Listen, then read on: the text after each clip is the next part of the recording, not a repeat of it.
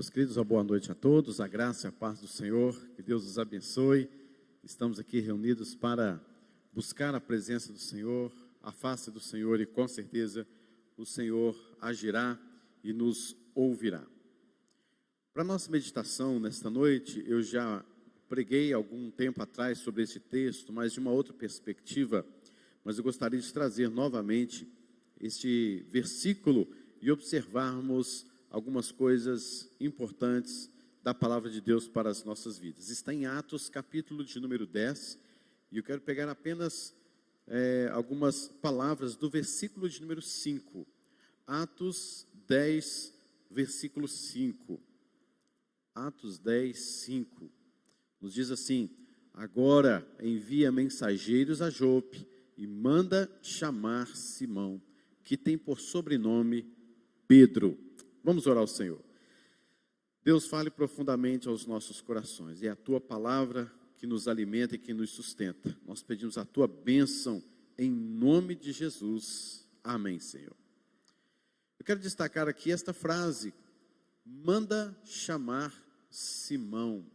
Manda chamar Simão. Quem Deus chama para cumprir a sua obra? Estamos no mês de agosto. E não somente no mês de agosto, isso deve ser muito bem frisado, que nós falamos de missões ou evangelização. Toda pregação, seja ela qualquer conteúdo que for, ela nos leva, ela nos incentiva, nos motiva a pregar este evangelho para outras pessoas. Nós, quando recebemos a palavra de Deus por meio de uma pregação, por meio de um estudo bíblico na escola dominical, na terça-feira, o nosso desejo deve ser de levar esta mesma palavra a pessoas que não conhecem o Evangelho, o consolo de Deus nas tribulações, aquela doutrina que foi ensinada naquele dia, aquela palavra confortadora, exemplificada, testemunhada por outros, não podem ficar simplesmente para nós, mas devemos levar para outras pessoas. Mas neste mês de agosto nós temos enfatizado ainda mais o fato de que nós somos pessoas levadas a evangelizar, a levar o evangelho, a pregar o evangelho. E aqui nós estamos vendo que Deus, Ele deu uma revelação naquela época para um centurião chamado Cornélio, um homem piedoso, um homem temente a Deus, que fazia suas orações. E eis que diante da história que Lucas nos conta no livro de Atos, sendo seu autor, é que Cornélio recebeu a visita de um anjo, e este anjo disse: vai agora a Jope, uma cidade distante, e manda chamar Simão, que tem por sobrenome Pedro. E, queridos, nesta mesma perspectiva da palavra de Deus, que nós também podemos observar quem é que Deus está chamando para a sua obra. Este aqui é um divisor de águas, porque até agora o Evangelho e todo o Velho Testamento foi sempre revelação para os judeus. E Jesus Cristo havia dito há pouco tempo que o Evangelho chegaria até os confins da terra. Mas como assim aos confins da terra? Aos gentios, aos samaritanos, àqueles a quem nós desprezamos e somos desprezados? Era exatamente isso.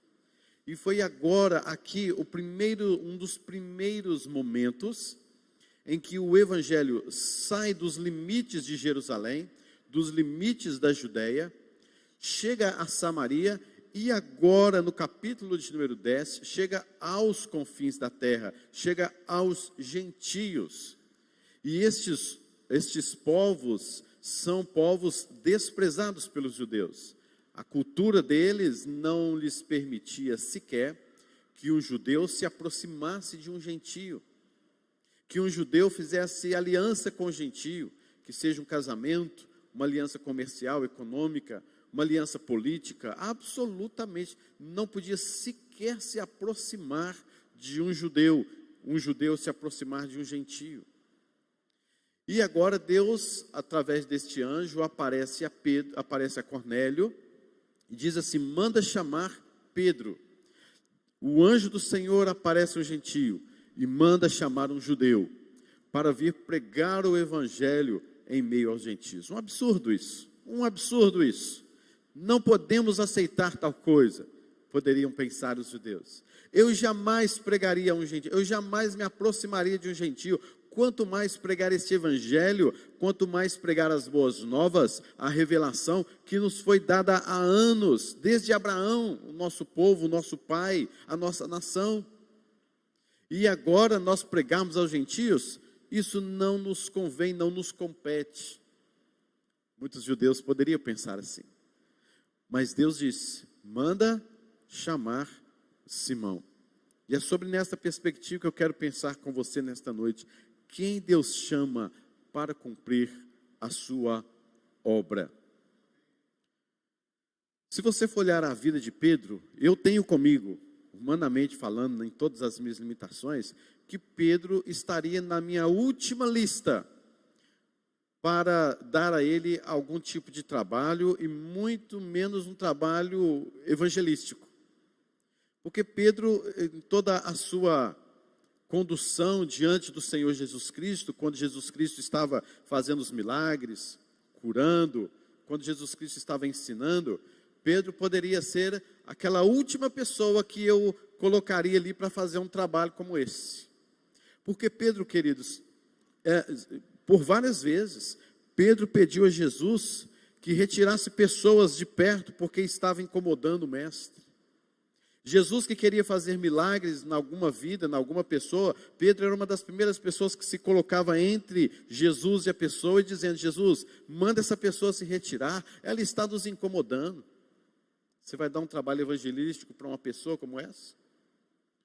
Pedro não sabia o que dizia, por exemplo, na transfiguração. Jesus Cristo chamava Pedro, Tiago, para subir ao monte, para orar por muitas vezes. E ali houve uma transfiguração, descrita em Lucas capítulo de número 9. E ali Pedro começou, naquela transfiguração de Jesus, apareceu Moisés e Elias, representação da lei, representação dos profetas, o Velho Testamento ali personificado. E Pedro, diante daquela situação, disse, vamos fazer 3 tendas aqui, vamos arrumar as coisas, vamos ficar por aqui. E o próprio Lucas mesmo, no seu primeiro volume, nos mostra que Pedro, porém, dizia isto, mas não sabia o que estava dizendo. Havia dormido, cochilado, diante daquele auge da presença, da manifestação de Deus naquele lugar. Você daria um encargo para uma pessoa como essa? Pedro disse que estava pronto para ir tanto para a prisão quanto para a morte com Jesus. Mas nos últimos dias, negou o Senhor Jesus Cristo, seguiu Jesus de longe. As pessoas prenderam Jesus à frente de Pedro, Jesus Cristo sendo levado para a prisão, para o sinédrio, para ser entrevistado e criticado ali. E Pedro, diz o texto, que o seguia de longe, ele que tinha acabado de dizer, Senhor, eu estou pronto para a vida, para a prisão, para a morte com o Senhor. E quando Jesus foi preso, ele ficou arredio. Aí Jesus foi preso, e durante aquela noite, aquela madrugada, naquele frio, Pedro nega a Jesus. Não, eu não estive com Jesus, esse Jesus não conheço, não. Faça a mínima ideia quem ele é, filho de quem? Mora onde? Não conheço, faça a mínima ideia quem seja. Meus irmãos, cá para nós, você daria um trabalho evangelístico para uma pessoa que negou o próprio Senhor Jesus Cristo? Que seguia de longe o Senhor Jesus Cristo? Que na hora de negar a si mesmo, diante de todos os ensinamentos que Jesus havia lhe dado, diante de todos os milagres que Jesus Cristo havia feito à sua frente, diante de todas as palavras de Jesus dizendo que haverá perseguição, vocês serão mortos, vocês serão levados aos tribunais, e Pedro faz tudo isso, ainda você entrega esta obra tão preciosa para este homem, para esse tipo de pessoa? Na minha opinião, com certeza, eu e você não faríamos uma coisa dessa. Mas quais foram as atitudes de Jesus diante das atitudes de Pedro? Pedro foi chamado por Jesus para ser pescador de homens. E Jesus não voltou atrás, apesar das atitudes de Pedro. Porque foi bem no inicinho, né? Jesus estava ali passando à beira-mar, viu Pedro, André, pescando, e disse, vinde após mim e eu vos farei pescadores de homens. E mesmo diante das atitudes nessa história que agora começa a acontecer de Pedro, Jesus nunca voltou atrás. Jesus Cristo nunca disse assim: Pedro, eu falei para você ser pescador de homens, mas estou desistindo de você. Não está dando certo esse negócio não. Vê se você consegue ir para um outro local, vê se você consegue fazer outra coisa, menos um evangelista, menos um apóstolo, menos ser meu discípulo, porque não está dando certo esse negócio não. Você não acredita em nada. Os milagres estão sendo feitos, você manda a pessoa embora, você desacredita, você me vê lá na beira do mar como um fantasma, você me observa como alguém que nunca será morto na cruz, você critica-me quando eu disse a você que eu iria ressuscitar, mas Jesus nunca fez isso. As atitudes de Jesus chamava Pedro para assistir, participar de milagre. Jesus tomava Pedro para subir ao monte para orar ao Senhor. Pedro foi chamado por Jesus para preparar a Páscoa. O próprio Jesus Cristo, antes de Pedro negá-lo, o próprio Senhor Jesus Cristo chegou diante de Pedro e disse: Pedro, você vai me negar 3 vezes. Antes da mudança de soldados, antes que o galo cante, assim era chamado, o galo de madrugada, era a troca de soldados, né? Tem gente que acha que é um animal, né? Que estava ali cantando, e o galo cantou lá, e não era o galo animal, era o tipo de mudança que se faria dos soldados por volta das 3 horas da manhã. Então, quando se tocava algumas trombetas, algum movimento ali, era a troca do galo, né? Era o canto do galo para se trocar naquele instante os soldados. Então, antes que houvesse aquela troca, você vai me negar 3 vezes, antes que o galo cante. E Pedro caiu nessa, negou o Senhor Jesus Cristo. Mas qual a atitude de Jesus ainda? Depois que ele morreu, ressuscitou, chegou diante de Pedro, e enquanto Pedro negou Jesus 3 vezes, 3 vezes Jesus Cristo perguntou a ele: Pedro, tu me amas? Pedro, tu me amas? Pedro, tu me amas? E Jesus Cristo está trabalhando na vida de Pedro, deste homem ranzinza, deste homem pecador. E depois Jesus Cristo foi em ascensão ao céu, disse que agora o Espírito Santo desceria e eles seriam testemunhos em Jerusalém, Judeia, Samaria, até os confins da terra. E agora nós estamos entrando então, diante de todo este contexto, nós estamos aqui em Atos 10, entrando nos confins da terra. E quem é que Jesus, lá do alto, aparecendo, enviando um anjo, quem é que Jesus Cristo, quem é que o anjo manda aquele gentio Cornélio chamar para pregar o evangelho em meio aos gentios? O próprio Pedro. Gente que eu e você não chamaria de jeito nenhum. Pisou na bola. Esse homem não é confiável. Esse homem não tem mais jeito. Ficou marcado o que ele fez, não tem mais jeito.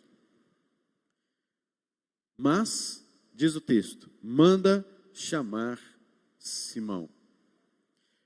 Quem Deus chama para cumprir a sua obra? Em primeiro lugar, queridos, são aqueles que estão sendo preparados para, em primeiro lugar, receber. Segundo lugar, entender.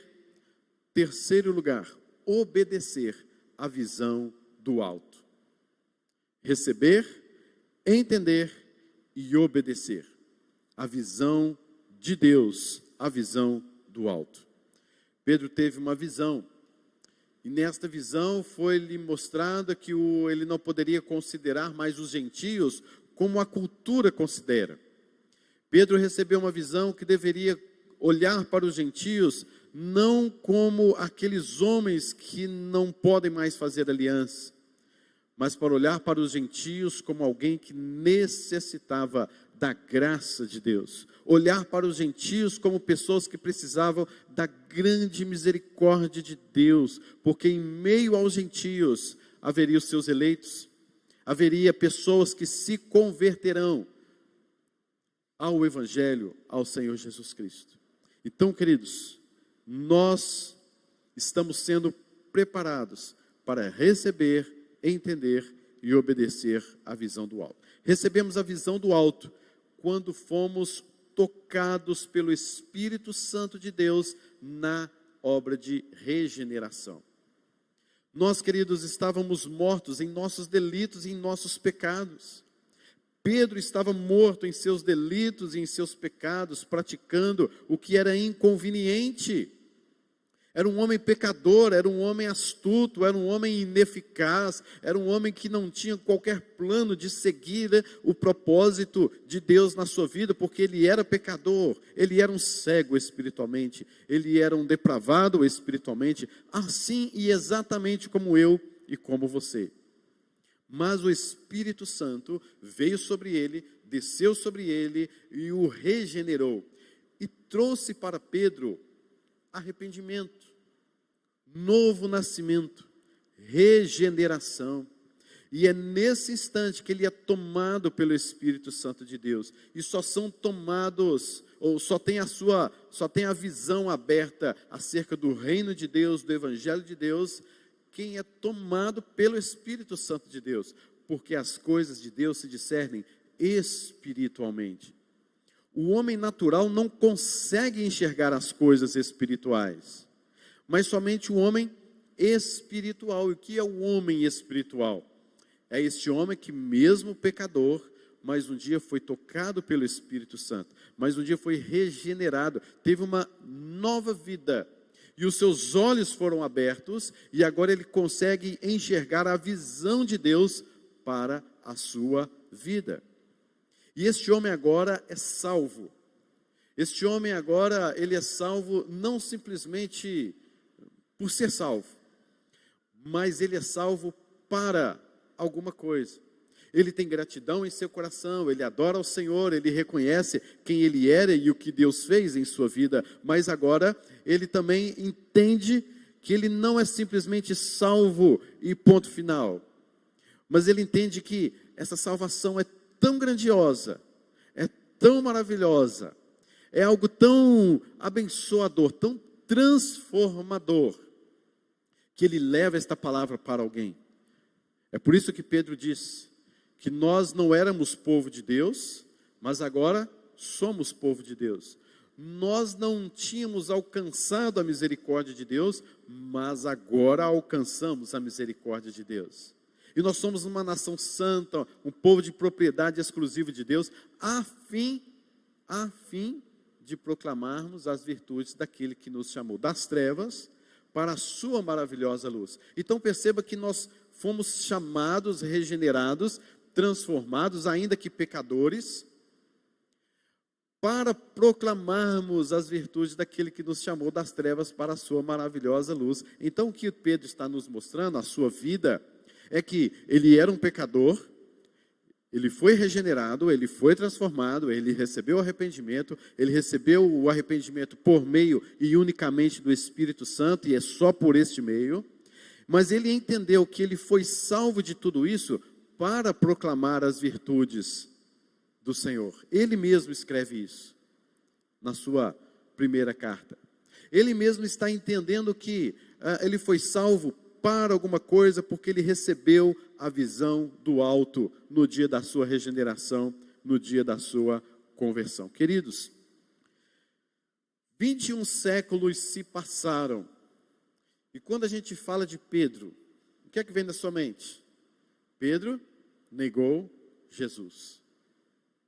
Mas uma coisa que deve vir em nossa mente também, é que Pedro foi transformado e recebeu a obra do Espírito Santo a fim de proclamar as virtudes do Senhor em todos os confins da terra. Foi um dos primeiros homens a receber esta visão, e nós, querido, também estamos na mesma situação que Pedro. Nós também somos pecadores, fomos regenerados, arrependemos dos nossos pecados, o Espírito Santo de Deus habita em nós, o Espírito Santo está em nós, e é o Espírito Santo que nos dá a visão do reino de Deus. E quando, por obra do Espírito Santo, recebemos a palavra de Deus, lemos, estudamos em casa, ouvimos uma pregação, ouvimos um estudo bíblico, é o Espírito Santo de Deus agindo em nossa vida, a fim de que essa palavra não fique somente para nós mesmos, mas que a proclamemos. Por isso também fomos salvos.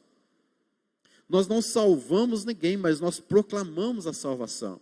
Nós devemos ser o atalaia de Deus, nós devemos ser os proclamadores de Deus, porque nós recebemos a visão do alto. E a visão do alto é: pregue o Evangelho.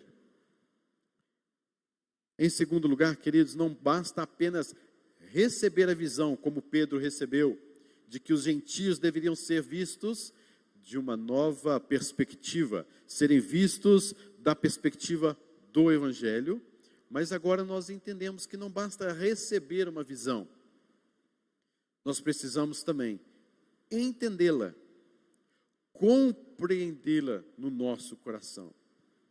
Você olhar comigo no versículo de número 28, o texto nos diz: Pedro se dirigiu dizendo: vós bem sabeis que é proibido a um judeu ajuntar-se ou mesmo aproximar-se a alguém de outra raça. Mas Deus me demonstrou que a nenhum homem considerasse comum ou imundo. Por isso, uma vez chamado, vim sem demora, sem vacilar. Pergunto, pois, por que razão me mandasse me chamar? Pedro entendeu um monte de coisa. Pedro até entendeu lá a sua visão lá que ele teve uns dias antes. Mas a questão é o seguinte: eu estou aqui por quê? Por que vocês me mandaram chamar? Pergunto, pois, por que razão me mandaste chamar? Manda chamar Simão. Simão foi chamado. Aí Simão fala assim: por que vocês me mandaram chamar? Eu estou fazendo o que aqui? Eu pergunto exatamente isso para você. O que você está fazendo aqui? Você sabe qual é a sua visão? A visão de Deus do alto foi dada a você. No dia que você se converteu, foi regenerado, e no processo da sua santificação, de busca de Deus, você compreendeu que esta mensagem não é só para você. Que a igreja não é um fim em si mesma. Que a igreja não é um clube social, não é uma comunidade de pessoas que acham boazinhas e vêm para cá dando risos e sorrisos, dizendo que está tudo bem e dizer a paz do Senhor. É mais do que isso. Então, minha pergunta para você é a mesma pergunta que Pedro fez. Por que eu estou aqui? Por que mandaram me chamar? O que eu estou fazendo na igreja? Alguém me chamou, o Espírito Santo me chamou para uma obra aqui na igreja. Eu estou aqui na igreja, participo da 12 de agosto, participo da Assembleia, da Batista, de outra igreja. Mas a minha pergunta é: o que eu estou fazendo aqui? Por isso, queridos, não basta apenas receber a visão. É necessário entender a visão. E você entendeu já a sua visão? Você sabe por que você está aqui? Às vezes você pensa, alguns pensam assim: já pastor, eu sei por que eu estou aqui, porque a minha visão é fazer aquela obra assim, assim, assim. Eu tenho os pensamentos de que a igreja presbiteriana 12 de agosto, ou que a minha igreja X ou Y, ela vai ser assim, e nós precisamos de fazer assim, e nós precisamos de fazer desse jeito, porque vai fazer isso e aquilo outro. Tá bom. Você já deu o primeiro passo? Porque às vezes, irmãos, as pessoas colocam um encargo sobre nós pastores, entende? Acham que tem que sair de nós e simplesmente não, são os pastores que têm que fazer, é o conselho que tem que fazer, que tem que pregar. Não, queridos, claro, se for alguma coisa abrangente da igreja, com certeza, tem que passar pelos pastores, tem que passar pelo conselho, sem sombra de dúvida. Mas a questão não é essa, a questão é, onde você está? O que você está fazendo ali? Deus colocou você no trabalho. Começa a questionar: Senhor, o Senhor me colocou aqui nesse trabalho, neste recinto, simplesmente para trabalhar e ter o meu sustento? É só isso? Deus te colocou naquela escola para dar aula ou para estudar? É só isso? É só para você estudar? É só para você aprender? O que você está fazendo ali? Por que Deus te colocou ali? Começa a perguntar. Há alguém que precisa do Evangelho ali, queridos. Há alguém que precisa de uma notícia ali das boas novas de salvação. E só você, só os regenerados que receberam a visão do alto, poderão dar àquelas pessoas as boas novas de salvação. Nenhum outro sistema fará isso. A prefeitura não fará isso, o governador não fará isso, aquela ONG não fará isso, o vizinho do fulano, do ciclano, do beltrano não farão isso, a não ser que seja uma pessoa realmente que tenha também a visão do alto, regenerada e transformada. Mas caso contrário, é você.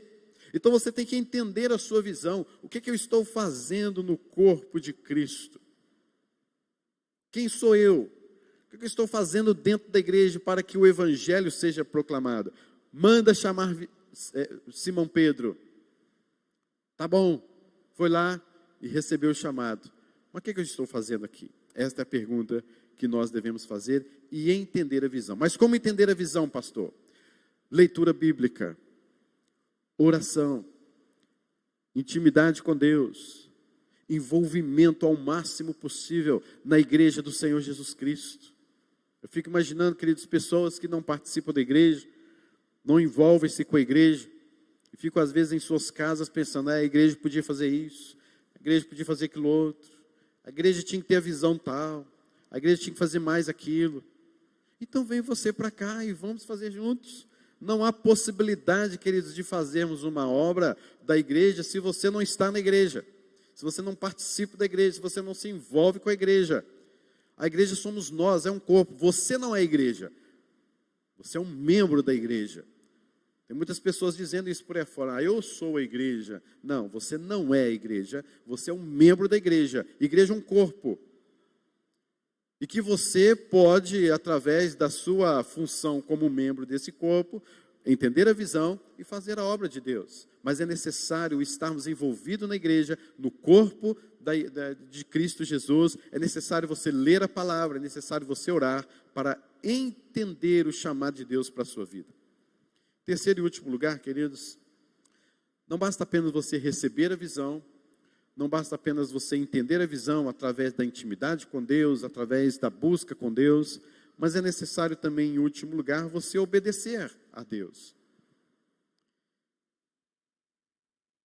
Pedro não esperava, estando na casa de um xará dele, né, Simão, Pedro não esperava que 2 dias depois estivesse em Jope, pregando o evangelho aos gentios, a esse povo, que eram discriminados, que eram rejeitados. Pedro não esperava isso.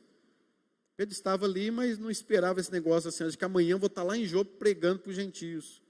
Foi-lhe dado uma visão, foi-lhe dado um discernimento, ele começou a entender, mas não compreendeu ao todo, como já vemos, mas ele foi. Por quê? Porque o próprio Espírito Santo de Deus tocou no coração de Pedro e disse, Pedro, você tem que ir até Jope. O próprio Espírito Santo disse Pedro no versículo 19, enquanto Pedro meditava acerca da visão, disse-lhe o Espírito, estão aí 2 homens que te procuram, levanta-te, pois, desce e vai com eles, em nada duvidando, porque eu os enviei.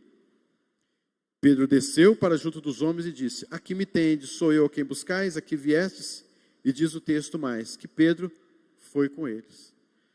Pedro ainda não tinha entendido muita coisa da visão, ele estava no processo ainda de entendimento, mas ele obedeceu, porque ele foi capacitado pelo Espírito Santo de Deus à obediência. Queridos, nós só vamos obedecer de fato a Deus quando obedecemos ao Espírito Santo de Deus e não às minhas vontades. Por isso é necessário buscar e ter discernimento na palavra de Deus em oração acerca desse chamado. É necessário obediência, e obediência a Deus requer disposição em servi-lo em qualquer momento, em qualquer circunstância, em qualquer lugar, apesar das dificuldades que haverão nesta caminhada, mas é ter esta disposição em servir a Deus. E um dos grandes problemas, queridos, das nossas igrejas é a falta de obediência à visão que Deus tem dado à sua igreja. Nós, às vezes, ao obedecer, ao invés de obedecermos a Deus, nós começamos a criticar, a fazer algumas ponderações. E a gente começa a colocar 1 ponto, 2 pontos, 3 pontos, 4 pontos. Ao invés de estarmos lá fazendo a obra, já entendendo a visão, já em obediência, a gente começa a discutir o assunto, a discutir a visão. E começamos a destacar pontos e chegamos à conclusão assim, não dá para fazer isso.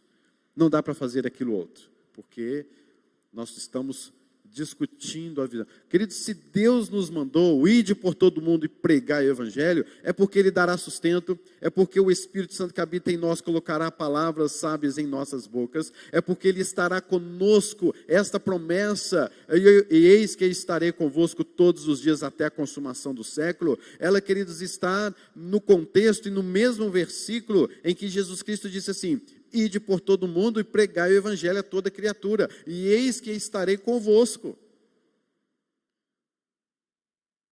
Não é simplesmente uma companhia de Jesus pela sua companhia. Não é simplesmente dizer, Jesus está comigo. Sim, claro, perfeitamente, Jesus está contigo, pode ter certeza disso.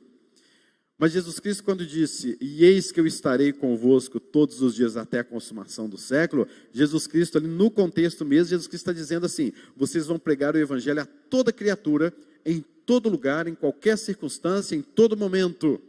E eu vou estar com vocês, pregando o Evangelho junto com vocês. Até o último dia. E a gente fica simplesmente discutindo a visão, criticando a visão. É para eu ir, é para não fazer, tem que fazer desse jeito, não tem. É ir, queridos. Vai pregando o Evangelho. Onde você for, onde você indo, pregue o Evangelho. Onde você está, pregue o Evangelho. E se possível for, se há um chamado específico na sua vida, vá até os confins da terra. Vá até naquele país onde ainda não tem a visão de Deus, mas pregue o Evangelho. Não deixe de pregar o Evangelho, a tempo e a fora de tempo. Mas o que é necessário é obediência da parte dos membros da igreja, da parte daqueles que um dia foram chamados, que receberam a visão, começaram a entender a visão neste processo todo de santificação e de vida com Deus, mas é necessário obedecer. Você percebe muito bem claro a questão do que é a desobediência em relação ao chamado, que é o livro de Jonas. Jonas, ele recebeu uma visão, Jonas até entendeu a visão, mas ele ia pregar para os ninivitas. Os ninivitas eram inimigos de Israel, daquele seu povo. Os ninivitas, na história esta bíblica, nos afirma que eles invadiram a cidade de Jonas, toda aquela região, mais de 16 vezes, guerreando, matando, destronando e destruindo. Aí Deus fala assim, Jonas, vai lá pregar para esse povo. Não vou de jeito nenhum, mas não vou mesmo. Eu também não iria não. Eu, Lucas, também não iria não, fala aí igual Jonas, ia fugir disso, ia caçar outra coisa para fazer. Mas queridos, Deus muda a nossa vontade pelas circunstâncias. Deus vai lá, pega Jonas, coloca-o dentro de um grande peixe, ali Jonas vai orar. Será que você não está dentro de um grande peixe? Será que Deus não está chamando a você e você fica ali meio que desobediente? Será que não tem sido necessário Deus colocar você num grande peixe para você entender a visão, receber a visão e obedecer? Será que é necessário você ser vomitado por um grande peixe para entender e obedecer a visão de Deus? Não, queridos. A história de Jonas não se repetirá. Mas possivelmente, de uma forma ou outra, ela se repete em alguma alusão a esta história, na história da igreja hoje. E nós precisamos de obediência. O que o Senhor requer dos seus dispenseiros é que cada um seja encontrado fiel. Queridos, que Deus nos abençoe. Que você possa colocar aí, pensando neste texto, em Atos 10, versículos de número 5, o seu nome. Manda chamar o Lucas. Deus está chamando uma das pessoas piores para fazer um trabalho de excelência. Manda chamar e coloque o seu nome ali. Deus está te chamando.